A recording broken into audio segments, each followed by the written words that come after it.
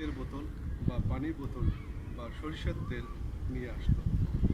তো এই বোতলগুলো হচ্ছে, এইখানে আছে পানি, এবং পানিগুলো হুজুর কি বলতো, হুজুর দোয়া পড়ে, ছুরা পড়ে, এই দোয়া এইটা দিত, ফু দিত, এবং এই ফু দিয়ে তখন এই যে বাচ্চা রাতভর কান্নাকাটি করতো তাকে খাওয়ানো হতো।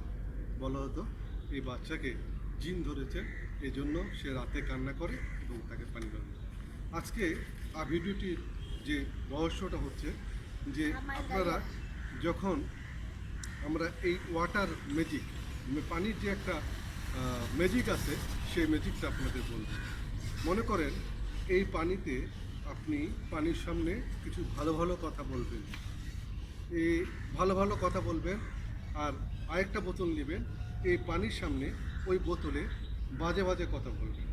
এই দুই বোতল আপনি যখন ফ্রিজে রাখবেন, দেখবেন এই বোতলের শেপ, এই বোতলের শেপ, আরেকটি বোতলের যে খারাপ খারাপ বলেছেন সেই বোতলের শেপ কিন্তু আলাদা হবে। কারণ কি? কারণ হচ্ছে এটাই যে পানি একটা ক্ষমতা আছে তা শোষণ করা। তাই আমরা আমরা যদি আমাদের বোতলে ভালো ভালো কথা বলি, অর্থাৎ আমাদের লক্ষ্য এইমগুলো বলে আমরা রেখে দেই, এবং সকালে উঠে যদি পানিটা খাই, পানিটা খুব কার্যকর হবে। আর বাজে কথা বললে যে পানিটা শোষণ করে, এবং এটা খেলে আপনার জন্য ক্ষতি হবে।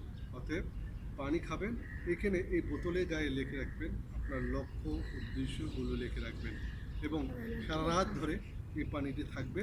24 ঘন্টা পর এই পানিটি খাবেন, যে আপনার মনের সব আশা আকাঙ্ক্ষা পূরণ হয়ে যাবে।